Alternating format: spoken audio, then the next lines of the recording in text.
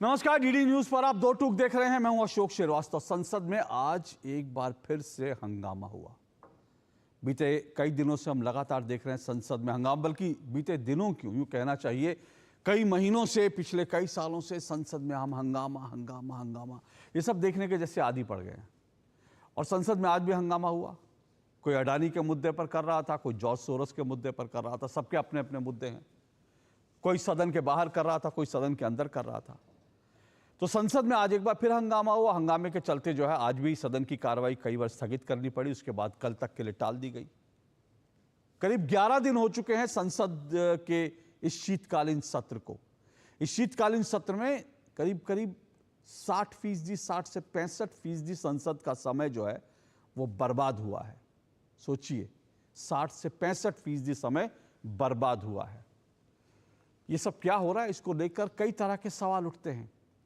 लेकिन जैसा मैंने कहा कि संसद में इस तरह के हंगामा, इसको देखने के तो हम आदी हो गए हैं। लेकिन आज संसद में वो हुआ जो आज से पहले कभी नहीं हुआ था। भारत के 72 साल के संसदीय इतिहास में आज वो हुआ जो कभी नहीं हुआ था। हालांकि इससे पहले कई परंपराएं टूट चुकी हैं। मुझे नहीं याद कि 72 साल के इतिहास में मैंने कभी मार्शल को घूंसा मारते हुए किसी सांसद को देखा। लेकिन बीते कुछ सालों में तो हमने मार्शल को घूंसा मारते हुए भी देख लिया। एक सांसद महोदय मार्शल को घूंसा मार रहे थे। महिला जो मार्शल थी, उनका गला घुट रहा था क्योंकि उनके कपड़े, उनकी चुन्नी खींची जा रही थी और उसके बाद उनको हॉस्पिटलाइज करना पड़ा। वो सब भी देखा। किताबें जो हैं वो चेयर पर फेंकते हुए देखी। ये सब भी हमने देखा। लेकिन आज एक और इतिहास टूटा और एक नया इतिहास बना। आज विपक्ष की तरफ से उपराष्ट्रपति और राज्यसभा के सभापति के खिलाफ अविश्वास प्रस्ताव पेश किया गया। करीब 70 से ज्यादा सांसद बताया जा रहा है कि उन्होंने इस अविश्वास प्रस्ताव पर दस्तखत कर दिए हैं। यह कहा जा रहा है कि जो राज्यसभा के सभापति हैं जगदीप धनखड़, वो पक्षपात करते हैं और वो विपक्ष को बोलने का मौका नहीं देते, सत्ता पक्ष को सत्ता पक्ष की सहूलियत से मुद्दे उठाने देते हैं। इन तमाम आरोपों के बाद आज आखिरकार उनके खिलाफ अविश्वास प्रस्ताव आ गया। हालांकि अविश्वास प्रस्ताव को अगर आप देखेंगे तो 14 दिन का नोटिस चाहिए। इस सत्र में तो कुछ नहीं होगा। अगले सत्र में क्या होता है उस पर नजर रहेगी। लेकिन अगले सत्र में भी इस प्रस्ताव को समर्थन मिलेगा, प्रस्ताव पारित हो पाएगा, इसकी संभावनाएं बिल्कुल शून्य है। क्योंकि सदन में जो बहुमत का आंकड़ा है, सदन की जो व्यवस्था है, सदन में जो कुल मिलाकर अगर सांसदों की संख्या देखेंगे तो विपक्ष के पास कहीं से भी वो आंकड़ा नहीं है जिससे वो इस अविश्वास प्रस्ताव को पारित करा सके। लेकिन फिर सवाल उठता है कि ये अविश्वास प्रस्ताव क्यों लाया गया? अगर ये पारित नहीं हो सकता था, आखिर 72 साल में ऐसे क्या जरूरत पड़ गई कि अविश्वास प्रस्ताव लाना पड़ा? विपक्ष की ओर से कहा जा रहा है कि भाई हमारे साथ नाइंसाफी हो रही थी इसलिए हम लाए। लेकिन यह भी कहा जा रहा है कि दरअसल एक नैरेटिव बनाना था और नैरेटिव बनाने के लिए इस तरह का प्रस्ताव लाया गया। पर इसमें एक पेच और भी है। कई राजनीतिक विश्लेषक यह भी मानते हैं कि अविश्वास प्रस्ताव दरअसल देश की राजनीति में इस वक्त जो हो रहा है उससे ध्यान बटाने की एक कोशिश है। अब जब हम ध्यान बटाने की बात करते हैं ना, तो यह भी बड़ा दिलचस्प है कि संसद में, जैसा मैंने शुरू में ही कहा, कि विपक्ष की तरफ से, खासकर कांग्रेस, विपक्ष तो नहीं कहना चाहिए, विपक्ष के अपने अपने मुद्दे हैं, लेकिन कांग्रेस बीते कुछ समय से लगातार अडानी अडानी अडानी अडानी के मुद्दे पर जो है वो लगातार संसद में संग्राम कर रही है। और अडानी के मुद्दे पर कभी कांग्रेस के सांसद काली पट्टी बांध कर आते हैं, कभी वो काला बैग लेकर आते हैं, कभी वो जो है काली टोपी लेकर आते हैं। इस तरह से अलग अलग तरह से विरोध प्रदर्शन कर रहे हैं। राहुल गांधी वहां वीडियो बनाते हैं, कांग्रेस सांसदों को मास्क पहना दिया जाता है। समाजवादी पार्टी के तो एक नेता ने कह दिया रील बन रही है संसद में, जनता के मुद्दे नहीं उठ रहे। तो ये सब हम देख रहे थे, ये सब कुछ चल रहा था। तो कांग्रेस अडानी के मुद्दे पर पूरी तरह से लगी हुई है कि उसके इस मुद्दे पर सरकार को घेरना है। लेकिन इस बार सरकार ने भी जोरदार पलटवार किया। सरकार ने सीधा राहुल गांधी और सोनिया गांधी के जॉर्ज सोरोस के रिश्तों को एक तरह से बेनकाब कर दिया।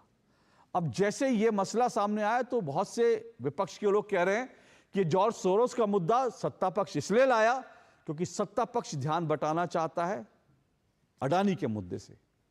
लेकिन अब सत्ता पक्ष ये कह रही है कि जो जॉर्ज सोरोस का मुद्दा जो उठा है और जिस तरह से जॉर्ज सोरोस के मुद्दे पर पूरी तरह से राहुल गांधी और सोनिया गांधी घिर गए हैं, उससे ध्यान बटाने के लिए यह अविश्वास प्रस्ताव लाया गया है।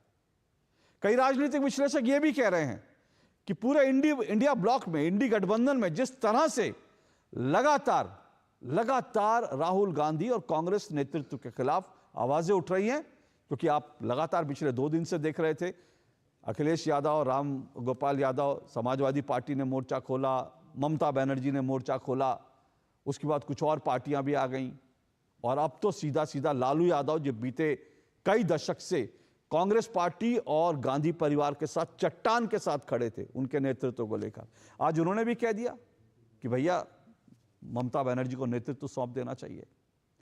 तो कहीं ना कहीं यह भी अंदर खाने चर्चा चल रही है कि जिस तरह से राहुल गांधी और कांग्रेस के नेतृत्व को इंडी गठबंधन में चुनौती मिल रही है, उसके कारण उससे ध्यान बटाने के लिए यह अविश्वास प्रस्ताव लाया गया है।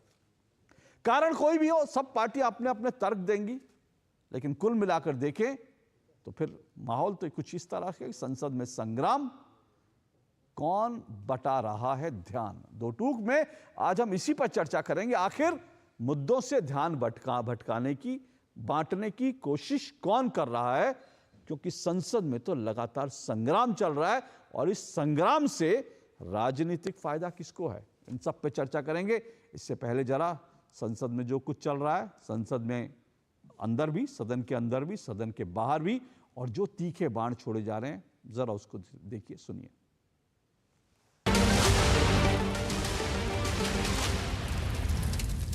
कांग्रेस उसकी आपत्ति जता रही है लालू जी।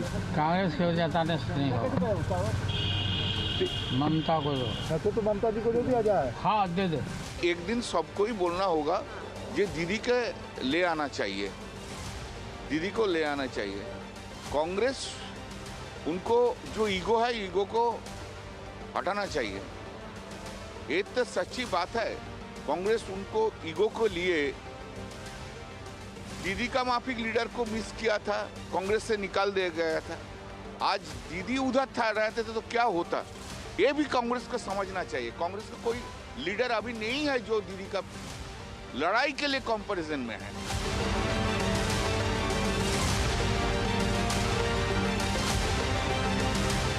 संसद परिसर में जिस प्रकार के प्रदर्शन किए जा रहे हैं, जिस प्रकार के नारे, पोस्टर, मुक्तों का प्रयोग किया जा रहा है, वह सिर्फ न अशोभनीय है बल्कि हमारी नियम प्रक्रियाओं, संसदीय परंपराओं के अनुरूप भी है। मुझे बड़े अफसोस के साथ कहना पड़ रहा है, इसमें प्रतिपक्ष के बड़े नेताओं का आचरण व्यवहार भी संसदीय मर्यादा के अनुकूल है। The Forum of Democratic Leaders of Asia Pacific, जिसकी को-चेयरपर्सन कांग्रेस पार्टी की वरिष्ठतम नेतृत्व है महोदया, वह भारत की संप्रभुता पर प्रश्न तो उठाती है, लेकिन साथ ही साथ वो जम्मू कश्मीर को एक सेपरेट स्टेट की एंटिटी के रूप में मानती है और ऐसी संस्थाओं से जुड़ा होना कांग्रेस पार्टी का, ऐसी संस्थाओं के साथ संलिप्त होना कांग्रेस पार्टी का, ऐसी संस्था को कोर्ट चेयर करना कांग्रेस की नेतृत्व के द्वारा यह बताता है कि यह देश में की आंतरिक सुरक्षा और देश की बाह्य सुरक्षा के लिए बहुत बड़ा खतरा है और इसकी फंडिंग, इसको आर्थिक रूप से मदद देने का काम यह जॉर्ज सोरोस कर रहा है। मैं जानना चाहता हूं कांग्रेस पार्टी का और जॉर्ज सोरोस का क्या रिश्ता है। जो कुछ भी नड्डा साहब ने कहा है पूरी तरह गलत, बेबुनियाद, सतही, घटिया आरोप है। मैं इसका खंडन करता हूं।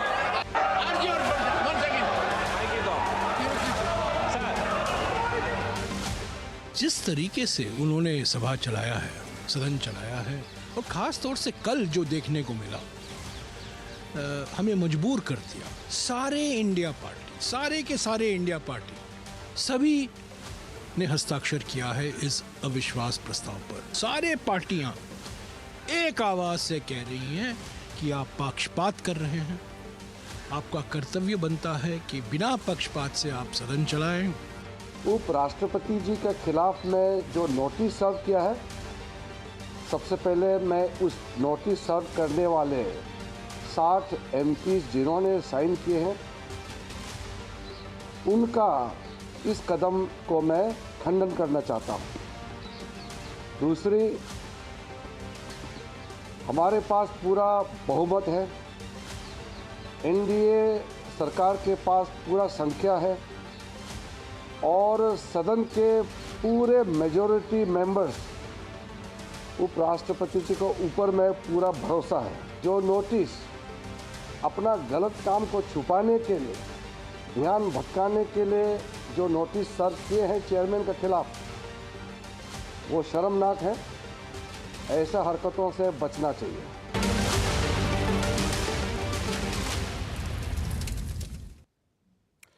तो ये तमाम आपने जो राजनीतिक बयानबाजी चल रही है उसको आपने सुना, और इसी पर आज चर्चा करेंगे। संसद में संग्राम, कौन बटा रहा है ध्यान, इस पर चर्चा होगी।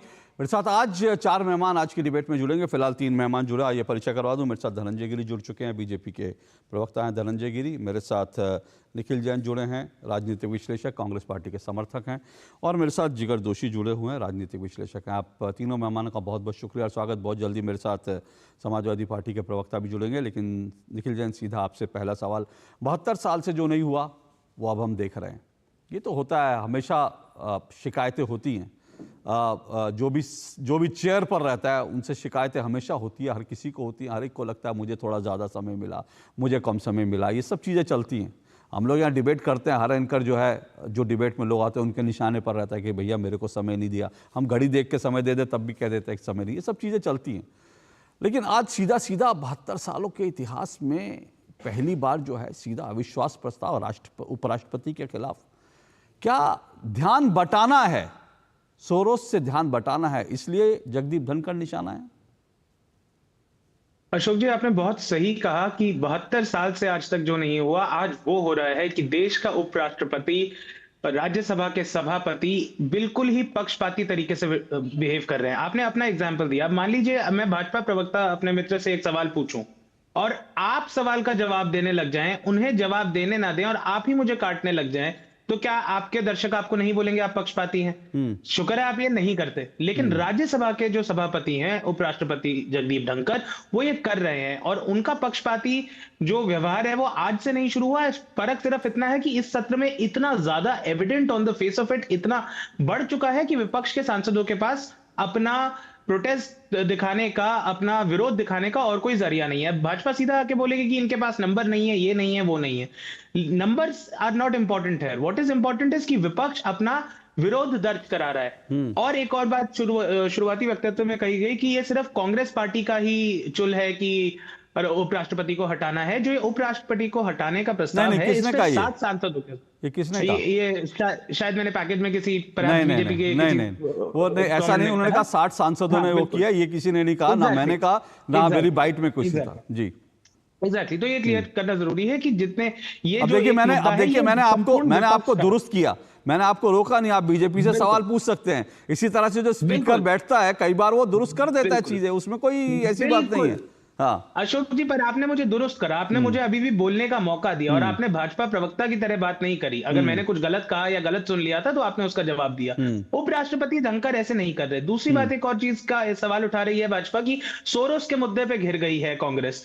बात यह है कि जिस मीडिया पार्ट फ्रेंच संस्थान का हवाले से कहा गया कि OCCRP, George Soros, open society foundation, Congress party, Rahul Gandhi, ये सब मिले जुले हैं, उन्होंने कल खुद ये क्लैरिफिकेशन दे दिया है कि भारत की रूलिंग पार्टी भाजपा झूठ फैला रही है। हमारी रिपोर्ट में कांग्रेस पार्टी या राहुल गांधी का कोई जिक्र नहीं है, उससे कुछ लेना देना नहीं है। बात यह है कि ये सत्र जब शुरू हुआ, कांग्रेस पार्टी ने डिमांड उठाई कि अदानी पे उनके तो आरोप थे ही, उसके बाद हिंडनबर्ग के आरोप आए, उसके बाद यूएस में एफबीआई की इन्वेस्टिगेशन हो रही है और तमाम इन्वेस्टिगेशंस अदानी समूह के खिलाफ दुनिया भर की सरकारें कर रही हैं, चाहे वो ऑस्ट्रेलिया में हो, चाहे वो कीनिया में हो, चाहे वो नागरिकों का देश में और विदेश में प्रदर्शन और विरोध हो अदानी समूह के खिलाफ। तो जब विपक्ष ने यह बात मुद्दा रखा कि अदानी समूह पे चर्चा होनी चाहिए और किस तरीके से अदानी समूह एक कहीं ना कहीं देश की इकोनॉमी को और देश के आम आदमी को क्षति पहुंचा रहा है। ये जब 4 रुपए में जो बिजली बाकी प्लेयर्स बेच पाते हैं, अदानी को 7 रुपए उस चीज के मिलते हैं, देश की जनता का नुकसान हो रहा है। जब विपक्ष ने बात उठाने की कोशिश करी तो सत्ता पक्ष ने क्या करा, चलो हम जॉर्ज सोरोस ले आते हैं। क्या उस जॉर्ज सोरोस का इनके पास सबूत था? बिल्कुल नहीं था। मैं एक हफ्ते से कह रहा हूं कि 6,500 वर्ड के उस आर्टिकल में आप बताइए कि राहुल गांधी या कांग्रेस पार्टी का जिक्र कहां पर है, और आज तक कोई भाजपा सांसद या फिर माफ कीजिएगा कोई भाजपा प्रवक्ता नहीं बता पाए। ओके क्योंकि वो बिल्कुल झूठ कर रहे हैं। ठीक है, ओके आपने भाजपा की बात की, भाजपा वाले जवाब देंगे, लेकिन मैं तो कह रहा हूं ये OCCRP जो है और मीडिया पार्ट की जो रिपोर्ट है, ये तो छोटी पड़ गई है, ये तो छोटी पड़ गई है। कल जो खुलासे हुए तो उससे बड़े खुलासे, मैं अभी उसमें नहीं जाना चाहता, लेकिन कल जो खुलासे हुए हैं the forum of democratic leaders in the Asia Pacific, वो तो उससे भी ज़्यादा बड़े और ख़तरनाक खुलासे हैं जो मीडिया पार्ट की रिपोर्ट है।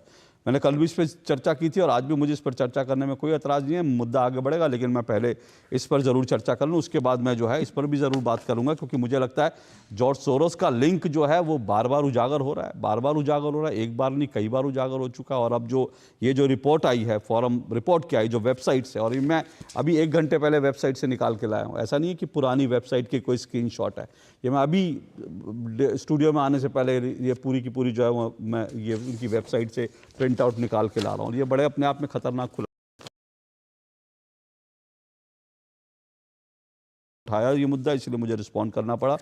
पर धनंजय गिरी जी उनका सीधा सीधा आरोप है, कांग्रेस का आरोप है, और निखिल जैन कह रहे हैं कि भाई वो तो बिल्कुल बीजेपी की तरफ से बैटिंग कर रहे हैं।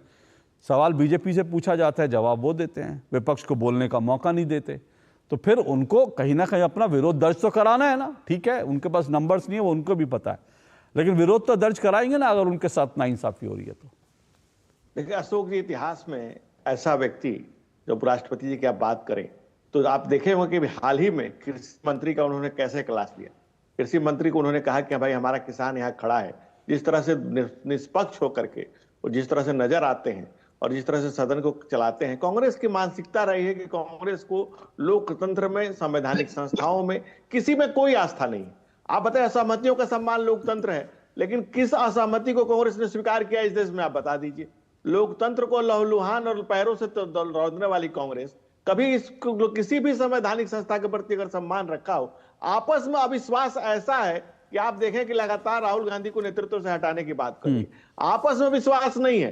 जो अविश्वास से भरे हुए लोग हैं, अविश्वास से भरा हुआ जो मन है, वो हर किसी के प्रति अविश्वास करेगा। प्रधानमंत्री जी ने बहुत पहले कहा था कि सारी उम्र गाली यही भूल करता रहा, धूल चेहरे पर थी और आईना साफ करता रहा। जनता का विश्वास खो चुका विपक्ष आज अविश्वास की बात कर रहा, और इतिहास में ऐसा विपक्ष भी कभी नहीं देखने को मिला। जो मूल बात है जिस पर आपने अभी कहा कि बाद में बात करेंगे, सोरोस और सोनिया के सार्वजनिक हो चुके संबंधों से शर्मसार हो रही कांग्रेस पार्टी, जो forum for democratic leaders of Asia Pacific से सोनिया गांधी का सीधा संबंध सामने आया है, जो कश्मीर की वकालत करता है, जो भारत से अलग करने की बात करता है, जो तमाम तरह की बात करता है, और अंतर्राष्ट्रीय गिरोह जो काम कर रहे हैं। आज भारत दुनिया की 5वीं बड़ी अर्थव्यवस्था है। विपक्ष इसके मनी ट्रैप में फंस चुका है, और मनी ट्रैप साम्राज्यवादी शक्तियां नीचे अपना चोला बदल रही है। जॉर्ज सोरोस दुनिया के वैचारिक दुनिया का एक बड़ा सरगना है, और प्रख्यात कम कुख्यात ज्यादा है। आप देखिए, सोनिया गांधी भारत का नेतृत्व करने वाली थी, लेकिन स्वाभिमान आंदोलन के चलते इन्हें पद से अलग होना पड़ा। रिमोट से सरकार चलाने वाली कांग्रेस आज बात कर रही है संवैधानिक पदों की, जो कभी कांग्रेस 10 साल रिमोट से सरकार चलाती नहीं। और नहीं धनंजय जी, एक मुद्दा जो बार बार आ रहा है, आप जॉर्ज सोरोस का मुद्दा उठा रहे हैं, वो अडानी का मुद्दा उठा रहे हैं। वो कह रहे हैं कि भाई अडानी के मुद्दे को उनको उस पर चर्चा नहीं होने पा रही। जॉर्ज सोरोस का मुद्दा जब आप चाहते हैं तब उठा लेते हैं। वो कह रहे हैं कि ये सेटिंग है। नहीं, ऐसा है कि हम तो बुला रहे हैं कि आप आइए, चर्चा सब पे हो, और जो अडानी पे विषय है वो अडानी उसका जवाब दे रहे हैं। दूसरी बात जो उनके रिपोर्ट में आया है, अडानी के 76% संपत्ति कांग्रेस के राज्यों के समय में बढ़ी है। और जो उनके जिस स्टेट्स में अडानी पर आरोप लगे हुए हैं और अभी आरोप है, उस स्टेट्स में हमारी कहीं सरकार ही नहीं है। वो 4 के 4 स्टेट में इन्हीं लोगों की सरकार, इन्हीं की मिलीजुली सरकार है। और अडानी से रेवंत के रिश्ते, अडानी जी के साथ उनके, आप देखें हिमाचल के में जो काम कर रहे हैं, हरियाणा में काम हुआ है, या जिनके राजस्थान में हुआ है, या कलकत्ता में जो पोर्ट दिए गए, तो आप जांच करा लीजिए भाई। आपकी सरकारों ने बहुत सारी चीजें दी हैं, आपकी सरकारों ने बहुत सारे उनको कॉन्ट्रैक्ट दिए। विषय अडानी का नहीं है, विषय अस्थिर करने का, विषय इस देश के बाहर की शक्तियां, साम्राज्यवादी शक्तियां, अंतर्राष्ट्रीय गिरोह जो है मानवाधिकार और लोकतंत्र की बहाली के नाम पर जो संप्रभु राष्ट्रों के भीतर हस्तक्षेप करके उनको चुंगल में फंसाते हैं, वो खेल चल रहा है। और जो कांग्रेस के संबंध बाहर के लोगों से मिल रहे हैं, और ये तो लगातार रहा है कि राहुल गांधी जब भी विदेश में गए हैं, भारत में जब भी संसद का सत्र शुरू होता है, पेगासस, मणिपुर, किसान आंदोलन शुरू हो जाता है, देश को अराजकता में ढकेलने की जो कवायद लगातार कांग्रेस और उसके सहयोगी कर रहे हैं, और आपस में भी एक दूसरे का विश्वास खो चुके हैं। ठीक है, आपस में, हाँ, वो ठीक है, मैं आऊंगा आपस में जो विश्वास खो चुके हैं। हालांकि मैं आऊंगा इस पर, जो फिलहाल आपस में विश्वास खो चुके हैं, ये बात चल रही थी। लेकिन जिस तरह से संसद चल रही है उसके कारण तो पूरा विपक्ष जो आप लग रहा है एकजुट हो गया है उपराष्ट्रपति के खिलाफ। तो कहीं आपने एकजुट तो नहीं कर दिया जो विपक्ष जो है बट रहा था। आऊंगा उस पर, लेकिन इस बीच मनोज काका मेरे साथ जुड़ चुके हैं, समाजवादी पार्टी के प्रवक्ता हैं। मनोज काका, ये जो पूरा चल रहा है संसद में, अब बहुत से राजनीतिक विश्लेषक ये कह रहे हैं कि ये पूरी पहल इसलिए हो रही है क्योंकि राहुल गांधी और कांग्रेस का जो नेतृत्व था उस पर अब सवाल उठने लगे हैं। उसको लेकर आप ही लोग सवाल उठा रहे हैं, विपक्ष के जो तमाम पार्टियां वही सवाल उठा रही हैं। आज तो लालू यादव जी को, और मैं तो बार बार ये बात कर रहा हूं कि एक व्यक्ति अगर कोई दशकों तक, आप लोग तो फिर भी कभी कभी चिरकुट और ये सब कुछ कह लेते थे, लेकिन एक व्यक्ति अगर गांधी परिवार के साथ और राहुल गांधी या फिर जो है कांग्रेस के नेतृत्व के साथ दशकों से खड़ा हो, लालू यादव थे। आज तो लालू यादव ने भी बोल दिया। तो क्या ये जो नेतृत्व का संकट है, क्या इससे ध्यान बटाने की कोशिश है क्या? राजनीति में नेतृत्व हमेशा बदलते रहते हैं, और नेतृत्व निश्चित रूप से उन लोगों के हाथों में होना चाहिए जो लोकतांत्रिक मूल्यों को, जो बाबा साहब द्वारा बनाए संविधान की, और जो कम से कम भारत के 140 करोड़ नागरिकों की बात करें, जिनके संवाद में, जिनके किसी भी विमर्श में कोई एक मजहब, कोई एक जाति, कोई एक धन्ना सेठ न रहे, उनके विमर्श में, उनके हर तरह के सोच में, उनके वैचारिकी में, उनके सरकार के बनाए गए सभी योजनाओं में, कम से कम पूरा लोकतंत्र में जितने हमारे लोग हैं 140 करोड़ जनमानस रहे। तो ये नेतृत्व का जो आपका सवाल है बदलता रहता। जो बात जो सदन की है, धूमिल की एक लाइन है कि एक आदमी मनोज जी, एक मिनट आपको मौका दे रहा हूं, लेकिन आप जो बात बोल रहे हैं बड़ी गहरी बोल रहे हैं। आपने जो बात बोली बहुत गहरी है, और बहुत गहरी चोट भी लगेगी आपने जो बात बोली, क्योंकि अभी नेतृत्व परिवर्तन की किसकी बात हो रही है हम सब समझ रहे हैं। और आपका इशारा जो है, आपका जो भी आपका ओपनिंग स्टेटमेंट है वो बहुत गहरा है, जिसको जो समझ रहे हैं वो समझेंगे इसको। नहीं अशोक जी, बहुत हृदय से साधुवाद की आपने कम से कम हमारे विमर्श को गहरा समझा। तो ये सही बात है। हम तो चाहते हैं आपके मंच के माध्यम से, क्योंकि आपका एक ऐसा मंच है कि गांवों में, गरीबों में, किसानों में, हर जगह लोग देखते हैं। जिन लोगों के घरों में डीटीएच की पहुंच, और जो लोग अभी केबल के पैसे नहीं दे पाते हैं, वो हमारा 80% तबका है कम से कम वहां आपका। और वो जाने कि भारत की जो सरकार है, वो एक धूमिल की लाइन है कि एक आदमी रोटी बेलता है, एक आदमी रोटी खाता है, एक तीसरा भी आदमी है जो न रोटी बेलता है, न रोटी खाता है, वो सिर्फ रोटियों से खेलता है। मैं पूछ रहा हूं, पूरा विपक्ष पूछ रहा है कि वो तीसरा आदमी कौन है, और देश की संसद मौन है। तो ये जो सवाल है कि अगर संसद में ये सवाल खड़े किए जा रहे हैं कि जो हमारा मुल्क, जो हमारा देश कृषि प्रधान देश था, जिसकी एक समय में पूरी जीडीपी के 65% भाग कृषि से बनते थे, आज वहीं के किसान अपना हक मांग रहे हैं। तो जो लोग अपने वैभव विलास पर अरबों रुपए खर्च करते हैं, जिनके एक महीने के खर्च 6000 करोड़ हैं प्रचार के, उस प्रधानमंत्री से सवाल है कि इस देश का किसान अगर अपना एमएसपी मांग रहा है तो कौन सा बुरा काम कर रहा है, उस पर गोलियां क्यों चला रहे हो? और ये जो लोकतंत्र है, ये तो लोगों का तंत्र है, लोगों के लिए बनाया गया है। दिल्ली में हमारा किसान नहीं जाएगा तो क्या सिर्फ अपराधी जाएंगे? क्या सिर्फ वो लोग जाएंगे जो व्यभिचार और बलात्कार के आरोपों से घिरे हुए हैं? हमारा किसान जानना चाह रहा है कि हमें अपना हक दे दो। समाजवादी पार्टी उसके फैसले और उसके विचार के साथ है। ओके, लेकिन अडानी के मुद्दे पर फिर आप लोग साथ नहीं खड़े होते कांग्रेस के, तो लोगों को लगता है कि ये क्या नैरेटिव है? क्योंकि एक विपक्ष की एकता जो है, आप जब कह रहे हैं संसद की बात कर रहे हैं, आप जानते हैं बहुमत नहीं है विपक्ष के पास, तो विपक्ष को अगर लड़ना है, और जैसे चुनाव से पहले भी हुआ था, आप लोगों ने तय किया कि मिल के लड़ेंगे, लेकिन यहाँ तो वो एकता पूरी तरह से बिखर गई है।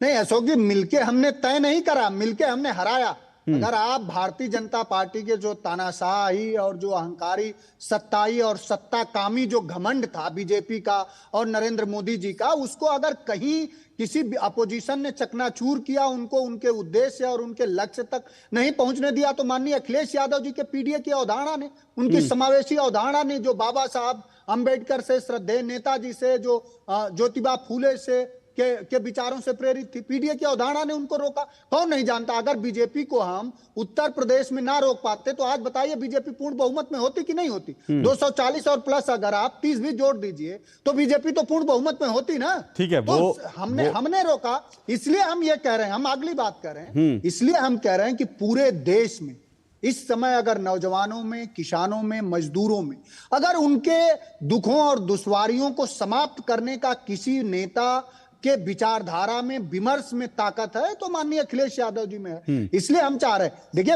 अडानी का जो सवाल है उद्योगपतियों का, उद्योगपतियों पे सवाल खड़े होने चाहिए, लेकिन उससे जरूरी सवाल है कि संभल का, देश सांप्रदायिकता के आग में झोंक रहे हैं नरेंद्र मोदी जी और उनकी विचारधारा जो आरएसएस से चली आई है, जिसने हमेशा अंग्रेजों के साथ दिए, जिसने इस देश के आजादी की भी लड़ाई नहीं लड़ी, तो उस विचारधारा को सबसे पहले कमजोर किया जाए। आज संभल में क्या हुआ है? देखिए मनोज काका, मैं ये नहीं कह रहा कि आपके लिए बोला गया है, लेकिन मैं आज आपको पप्पू यादव का एक बयान पढ़ के सुना देता हूं। उन्होंने ट्वीट किया है, आपने कहा संभल का मुद्दा ज़्यादा इंपॉर्टेंट है, उद्योगपतियों का तो चलता रहता है। अब पप्पू यादव जी ने ट्वीट करके लिखा, उन्होंने लिखा, कांग्रेस के बिना बीजेपी के खिलाफ कोई गठबंधन कामयाब नहीं हो सकता। कांग्रेस के बिना बीजेपी के खिलाफ कोई गठबंधन कामयाब नहीं हो सकता। और पप्पू यादव कहते हैं 2-3 विपक्षी दल छोड़ दीजिए तो बाकी सब अडानी के पेरोल पे चले जाएंगे। 2-3 छोड़ दीजिए, बाकी सब अडानी के पेरोल पे। ये मैं नहीं कह रहा हूं, ये पप्पू यादव कह रहे हैं, ये पप्पू यादव ने ट्वीट करके कहा। मुझे नहीं पता उनका इशारा किसकी तरफ था कि कौन पेरोल पर जाने वाला है, ये तो आप लोग बेहतर बता सकते हैं कि अडानी के पेरोल पर कौन जाएगा, क्योंकि जिस तरह से आपने कहा अडानी का मुद्दा इंपॉर्टेंट नहीं हो सकता है, कल को पप्पू यादव आप पर ही आरोप लगा दे। लेकिन बड़ी दिलचस्प राजनीति हो रही है जो कुछ हो रही है। बोलिए धनंजय जी।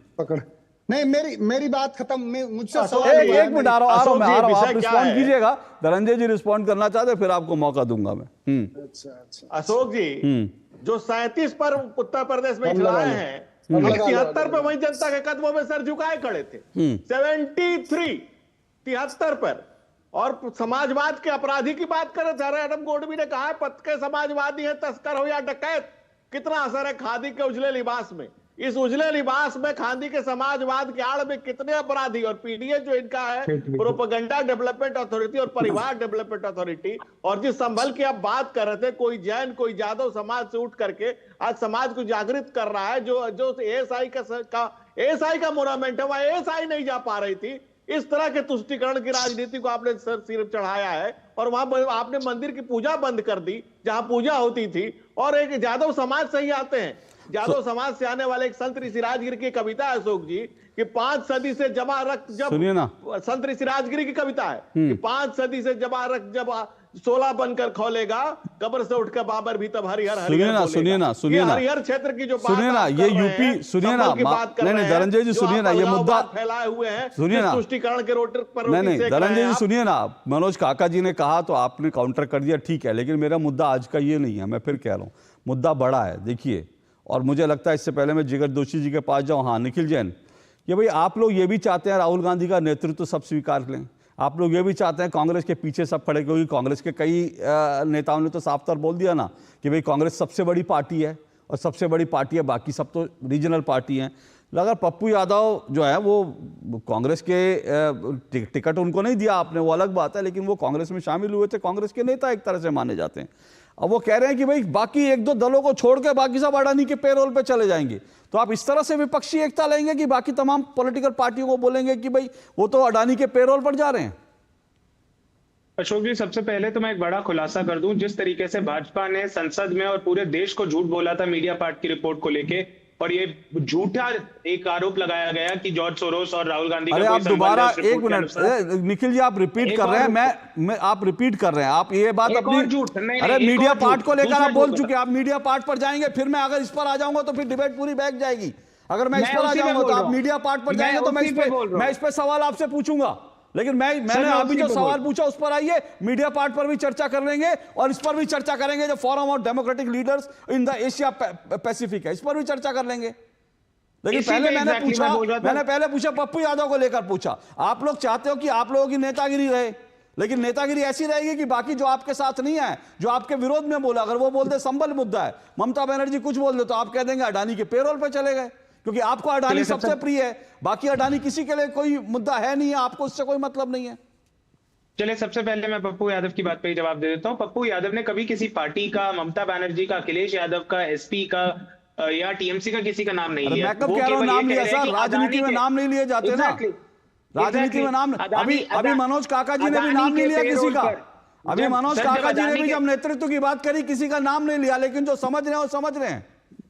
तो अदानी के पेरोल पे जब विपक्ष का आरोप यह है कि अदानी के पेरोल पे देश के प्रधानमंत्री हैं, तो कोई विपक्ष, कई विपक्ष के दल क्यों नहीं हो सकते? हमने पहले भी देखा है ना कि कई विपक्ष के दलों ने विपक्षी एकता को क्षति पहुंचाई है। इसका मतलब ये नहीं है कि टीएमसी ने ऐसा करा, एसपी ने ऐसा करा, आम आदमी पार्टी ने करा। जिसने करा देश की जनता ने देखा और देश की जनता ने वो दर्ज करा। तो पप्पू यादव ने कोई ये नहीं कहा कि फलाने नेता ने देश की जनता ने, एक मिनट निखिल जी, जब आप कहते हैं ना देश की जनता ने देखा, दर्ज किया, तो देश की जनता ने महाराष्ट्र में देखा और दर्ज भी किया, जहां राहुल गांधी सेफ लेकर गए थे। सुनिए, राहुल गांधी सेफ लेकर गए थे और राहुल गांधी और कांग्रेस इतनी अनसेफ हो गई कि आज तक महाराष्ट्र में इतना खराब प्रदर्शन आज तक नहीं हुआ जितना कांग्रेस का इस बार हुआ है। राहुल गांधी ने एक प्रेस कॉन्फ्रेंस की, मैं बार बार याद दिला रहा हूं, एक प्रेस कॉन्फ्रेंस महाराष्ट्र में की और वो सेफ लेके गए अडानी अडानी अडानी अडानी अडानी। पब्लिक ने क्या किया? 101 सीटों पर लड़े, 16 पे सिमट दिया। तो पब्लिक तो देख रही है कि आप लोग जो मुद्दे उठा रहे हैं उसमें पब्लिक का कुछ है भी कि नहीं, और इसलिए पब्लिक आपको सेट भी कर दे रही है। महाराष्ट्र में सेट कर दिया पब्लिक ने अच्छे से। और उससे पहले उसी महाराष्ट्र की पब्लिक ने कांग्रेस पार्टी को 17 में से 13 सांसद दिए। अडानी मुद्दा नहीं उठाया था, तब आपने अडानी मुद्दा नहीं उठाया था महाराष्ट्र में। तब आपने लोकसभा चुनाव में महाराष्ट्र नहीं उठाया था, यह बात ध्यान रखिए। बोलिए धनंजय जी, रिस्पॉन्ड कीजिए।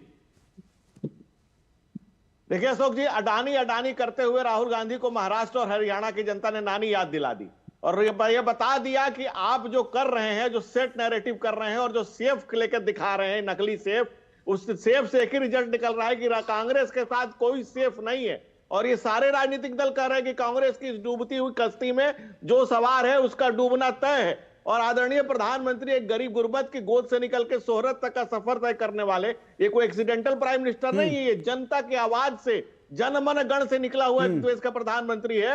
वर्ल्ड इज लुकिंग कि कैसे राइज कर रहा है इंडिया। आज भारत कैसी बढ़ती हुई अर्थव्यवस्था है और जितने पीपीए प्रोजेक्ट्स और जितने तेजी से भारत का डेवलपमेंट हो रहा है दुनिया में किसी मुल्क का नहीं हो रहा। और जो विदेशी शक्तियां हैं वो मनी ट्रैप के चक्कर में अंतरराष्ट्रीय गिरोह जो है भारत की संसद।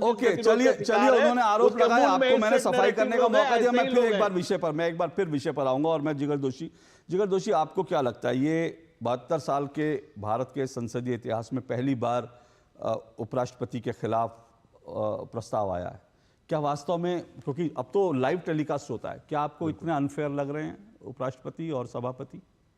नहीं, बिल्कुल मुझे लगता है सबसे पहली बात मैं यहाँ ये मेंशन करना चाहूँगा अशोक जी कि यही विपक्ष, यही कांग्रेस पार्टी, सिर्फ कुछ दिनों पहले उनके सारे प्रवक्ताओं को सुन लीजिए आप, जब माननीय धनखड़ साहब ने ऐसा बोला था शिवराज सिंह चौहान साहब को कि किसानों को हम पूरा मुआवजा या जिस तरीके से काम करना चाहिए क्यों नहीं कर पाते, ये मेरे ख्याल से 4-5 दिन पहले की बात है। तब ये पूरा मुद्दा उठा कि यही लोग तालियां बजा रहे थे कि हाँ बहुत बड़ा मुद्दा उठा लिया है। धनखड़ साहब उस दिन उनके फेवरेट थे।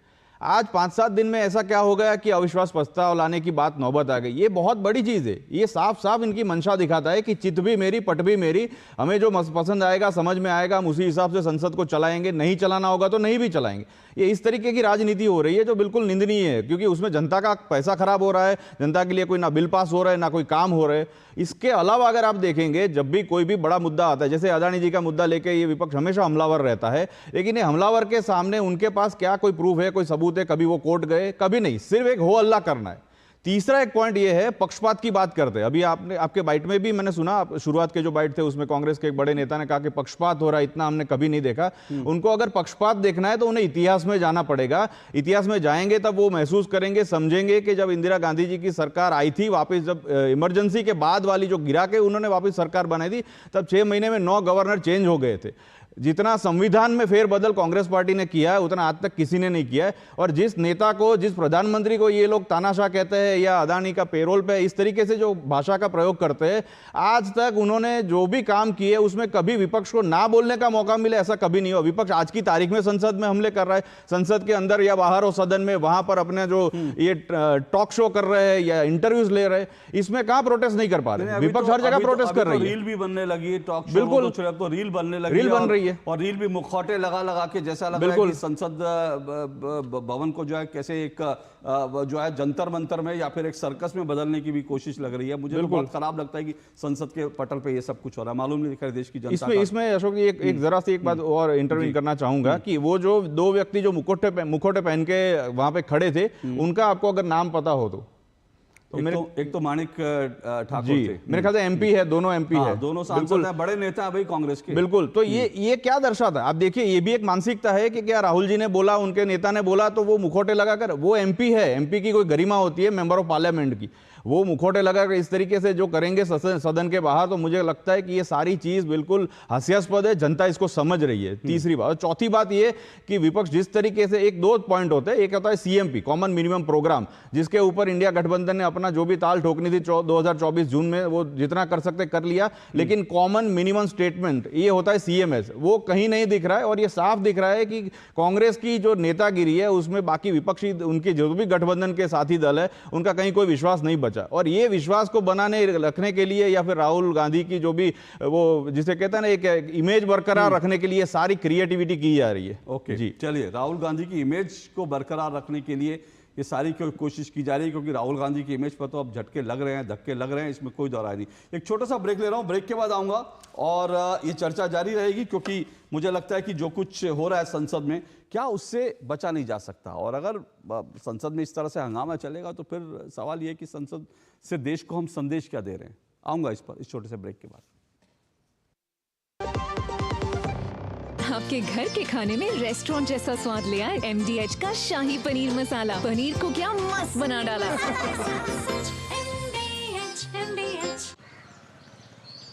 वाह, जब जब पशु आहार लेते हो 150 बचा ही लेते हो ना।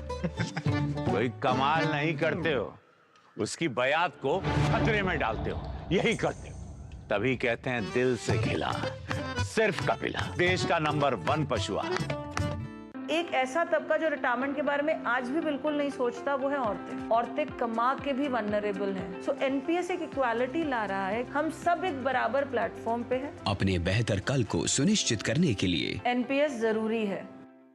जब धरती चीर कर निकलता है लोहे का पत्थर और मिलता है मोंगिया के जोश से, फिर तपता है, पिघलता है और बनता है फौलाद। अब होता है सरिया सारी खूबियों के साथ। मोंगिया स्टील, मजबूत देश का मजबूत सरिया।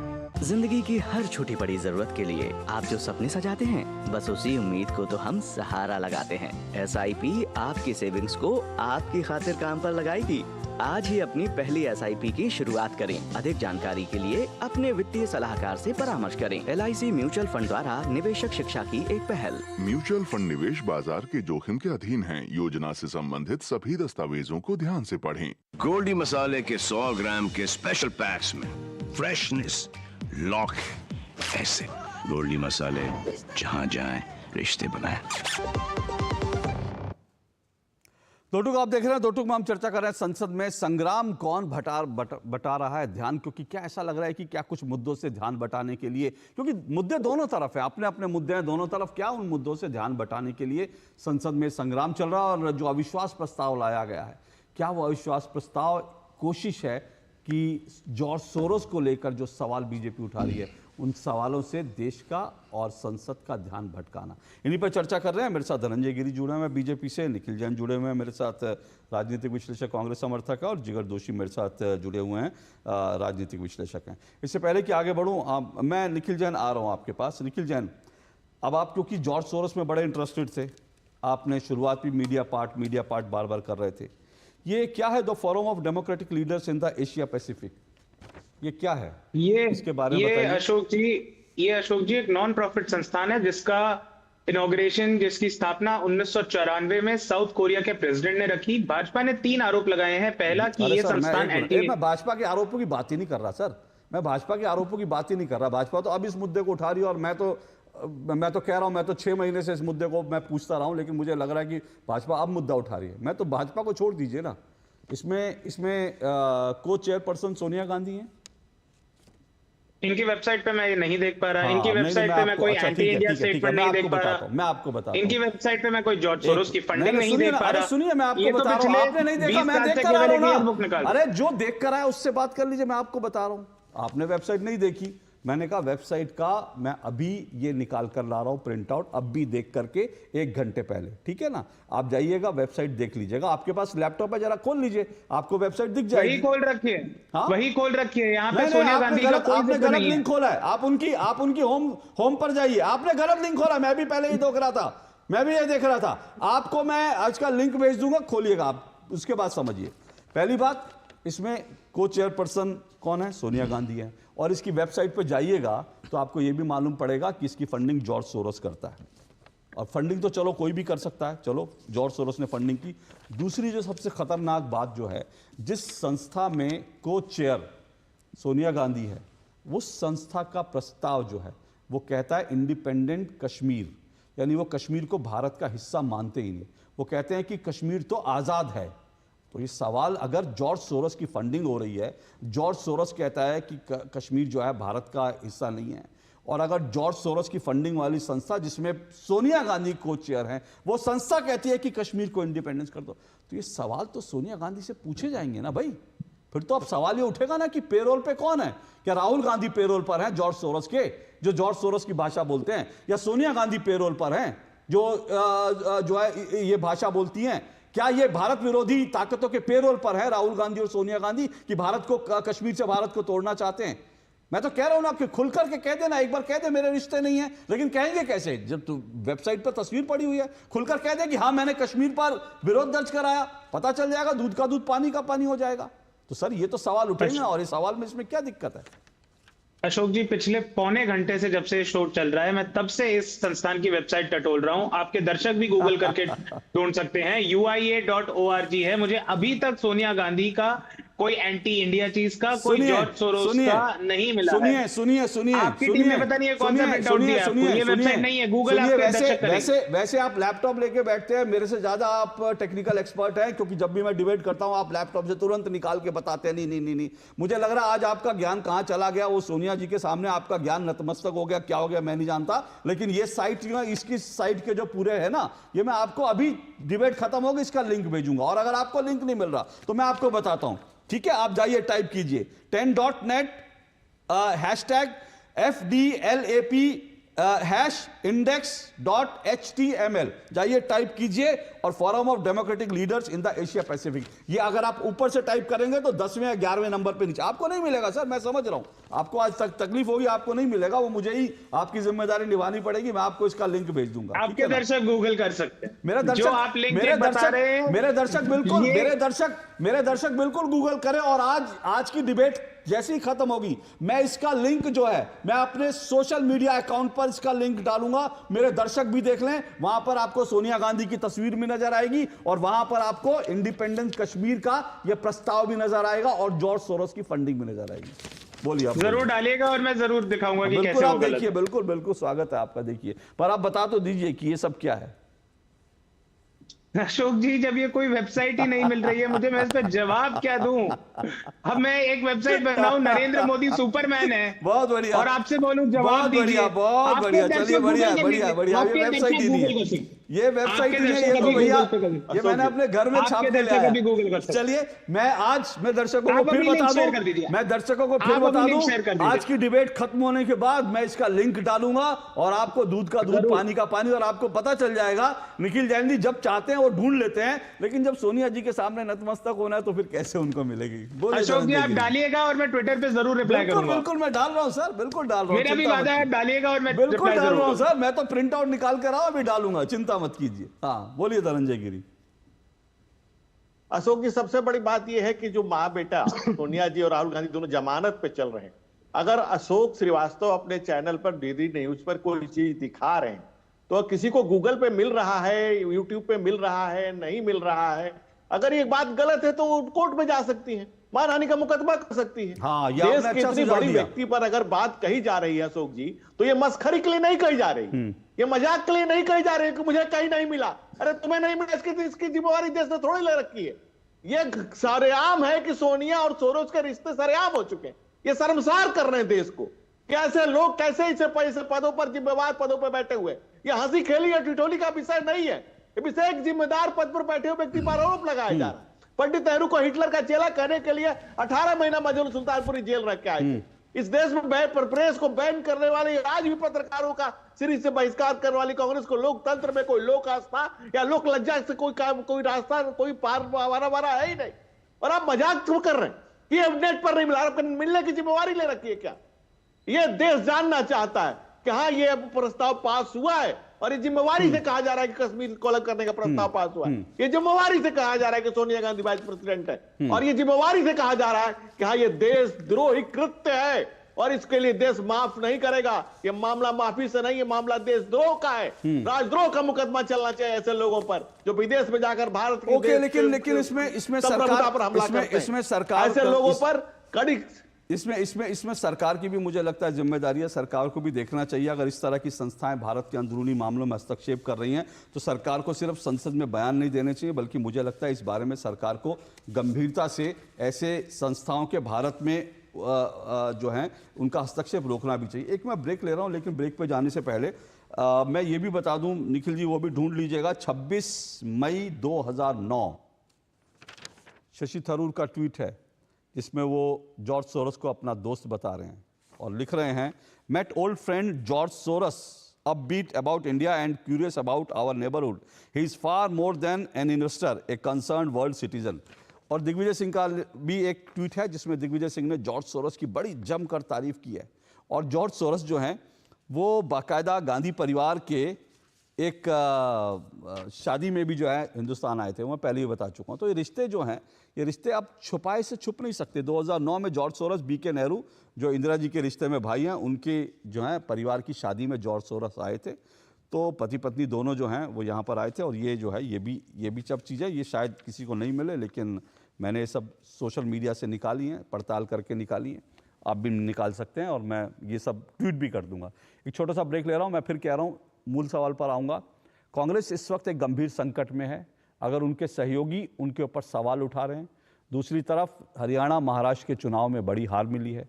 क्या उसके बाद ये सब कुछ जो है एक एक्सरसाइज है कि किस तरह से डैमेज कंट्रोल किया जाए? इसीलिए अविश्वास प्रस्ताव लाएगा। आऊँगा इस पर ब्रेक के बाद।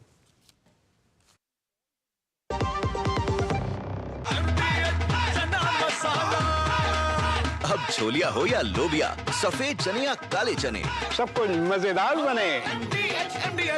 मुथूट फाइनेंस गोल्ड ओवरड्राफ्ट, ब्याज सिर्फ उतने ही दिन का भरिए जितने दिन पैसे इस्तेमाल कीजिए। आज ही कॉल कीजिए 1-800-313-1212। जल्दी टिफिन पैक करो। राजू मोबाइल छोड़ो। अरे दीदी वो बैंक का नंबर चाहिए, रिफंड ही नहीं आया है। मिल गया अब भी कॉल करता हूँ दीदी। बिना नंबर जांचे अक्सर जालसाज बैंक की नकली वेबसाइट और फर्जी नंबर से पैसों की धोखाधड़ी करते हैं। तो फिर सही नंबर? बैंक की ऑफिशियल वेबसाइट या तो कार्ड पर। आपने तो बचा लिया दीदी। काम से नहीं। आरबीआई कहता है सही वित्तीय बर्ताव करे आपका बचाव।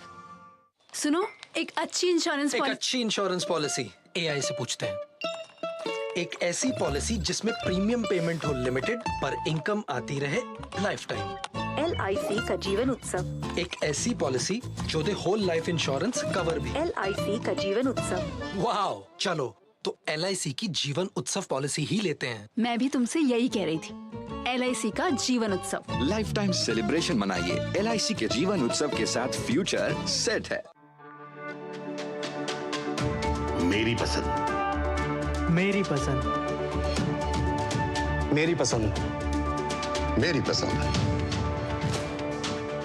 हमारी पसंद, हम सबकी पसंद। मजबूत देश का मजबूत सरिया हो गया स्टील।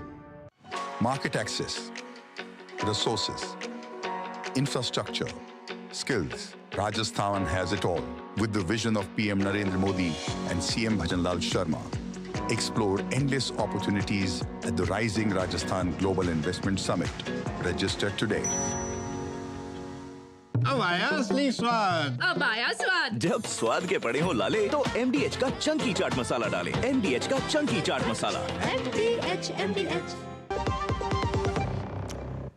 चलिए दो टूक आप देख रहे हैं संसद में संग्राम कौन बटा रहा ध्यान, इस पर हम चर्चा कर रहे हैं। जिस तरह से अविश्वास प्रस्ताव लाएगा उपराष्ट्रपति के खिलाफ और क्या वो कुछ मुद्दों से ध्यान हटाने की कोशिश है या बीजेपी दरअसल ध्यान बटाने की कोशिश कर रही है अडानी के मुद्दे से, या विपक्ष और राहुल गांधी जॉर्ज सोरोस के साथ रिश्ते उजागर होने के बाद उन रिश्तों की तरफ से ध्यान बटाने की कोशिश कर रहे हैं। इसी पे चर्चा करें। तीन मेहमान मेरे साथ जुड़े हुए हैं।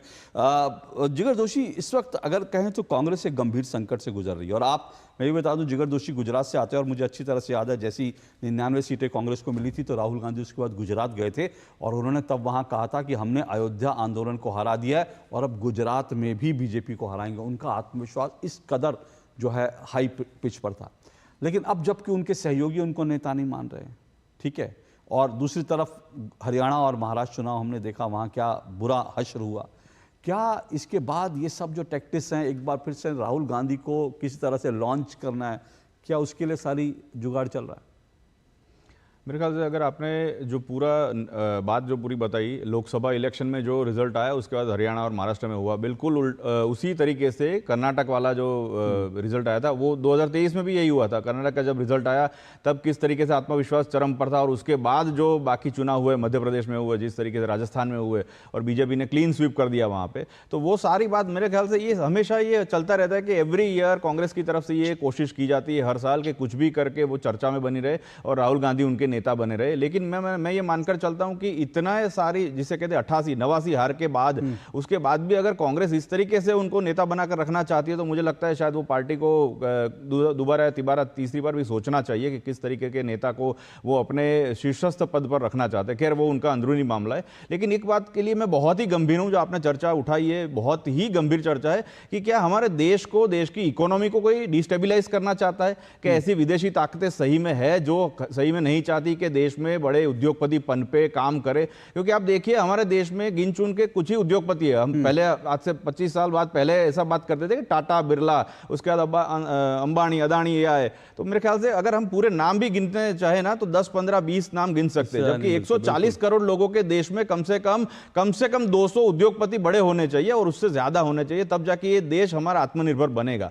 तो मुझे ये लगता है कि जो भी विदेशी कंपनियां हैं उनके साथ जो भी सोरोस का नाम जोड़ा जा रहा है, उनकी जो संस्था है और विदेश की जो सरकार है वो बिल्कुल ये डिस्टेबिलाइज करना चाहती है। और नरेंद्र मोदी जी जब से ये प्रधानमंत्री बने 2014 से, तब से ये कुछ ना कुछ चल ही रहा है। अच्छी बात ये हो रही है कि इनके इतने हथकंडों के बावजूद, पूरी दुनिया के इतने हथकंडों के बावजूद आज की तारीख में भी वो डटे हुए, भले इस बार 240 सीट है लेकिन फिर भी डटे पब्लिक जो है, पब्लिक में परसेप्शन जो बनाने की कोशिश हो रही है, लोग उसको स्वीकार नहीं कर रहे। निखिल जैन बोलिए, आखिरी आपका 30 सेकंड।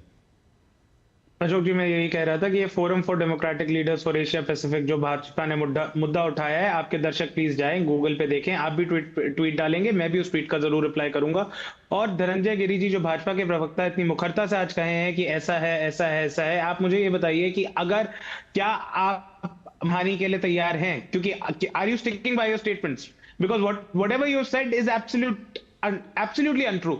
क्योंकि जो भी धनंजय गिरी जी ने बोला है, और एक बहुत सिंपल सी बात है कि अगर मुझे लिंक नहीं मिल पा रहा गूगल पे, मान लीजिए कि मेरे को नहीं गूगल करना आता, बीजेपी अपनी साइट पे जब प्रेस रिलीज डालती है तो प्रेस रिलीज में क्यों नहीं लिंक दे देती, क्यों नहीं दस्तावेज दे देती? अरे सर आप लिंक छोड़िए ना, मैं लिंक आपको दे रहा हूँ, आप आधा घंटा इंतजार कीजिए, लिंक आपको दे रहा हूँ। और जैसे धनंजय गिरि जी ने कहा, मैं फिर कह रहा हूँ कि मैं ये ठोक कर दिखा रहा हूँ, और आप खुद वकील हैं, आप चाहें तो मुझ पर मानहानि का मुकदमा कर दें, कांग्रेस पार्टी कर दे, मैं ठोक के दिखा रहा हूँ, लिंक भी ठोक के डालूंगा। ठीक है धनंजय गिरि जी, धनंजय जी। अशोक जी कहते हैं ना कि 16 हूं, भड़कने की गुजारिश नहीं करता, सच मुंह से निकल जाता है, मैं कोशिश नहीं करता, और जो बात कही है उस पर कायम था, कायम हूं और कायम रहूंगा। और मैं ये नहीं कहता हूं कि गूगल पर कोई डाल दे, यूट्यूब पे कोई डाल दे, कोई यहां डाल दे, कोई वहां डाल दे, सच लेकर के खड़ा हो जाए कि हाँ ये जो आप कह रहे हैं ये गलत है, ये जो कहा जा रहा है गलत है। निखिल जी, ये राष्ट्र हम सबका है, हम सबका इसका हिस्सा है, किसी भी षड्यंत्र के शिकार मत होइए, किसी भी इस तरह सोनिया और सोरोस के संबंध जो सरेआम होकर के शर्मसार कर रहे हैं, कश्मीर का अतिवाद के एजेंडे पर काम कर रहे हैं लोग, कांग्रेस इनका पिछलग्गू बन चुका है। साफ है कि कांग्रेस आतंकवादी गतिविधियों में सोरोस पाकिस्तान के हित की वकालत करता है और कांग्रेस उस सोरोस के साथ खड़ी है। ये तमाम गवाहियां, तमाम तस्वीरें, तमाम चीजें इसकी बात की ओके सर, ओके मेरे पास समय, ओके सर मेरे पास समय इतना ही है, ये मुद्दा अभी चलेगा, ये मुद्दा खत्म नहीं होगा। और मैं आपको सिर्फ याद दिलाना चाहता हूं, प्रधानमंत्री नरेंद्र मोदी ने 2 जुलाई 2024 को संसद में कहा था कि इस पूरे इकोसिस्टम को उसी की भाषा में जवाब दिया जाएगा। और अब ऐसा लग रहा है कि बीजेपी और सरकार जो है उस इकोसिस्टम को, जो लगातार एक परसेप्शन बनाने की कोशिश कर रहा था, फेक नैरेटिव फैला रहा था, उसको उसी भाषा में जवाब दिया जा रहा है। और इसीलिए खोद खोद कर ये तमाम तथ्य पब्लिक में लाए गए हैं। लेकिन इंतजार कीजिए, आधे घंटे में मैं ट्वीट करूंगा, वो लिंक निखिल जी समेत सभी लोग चाहें तो उसको देख सकते हैं। आज के लिए इतना, इजाजत दीजिए, नमस्कार।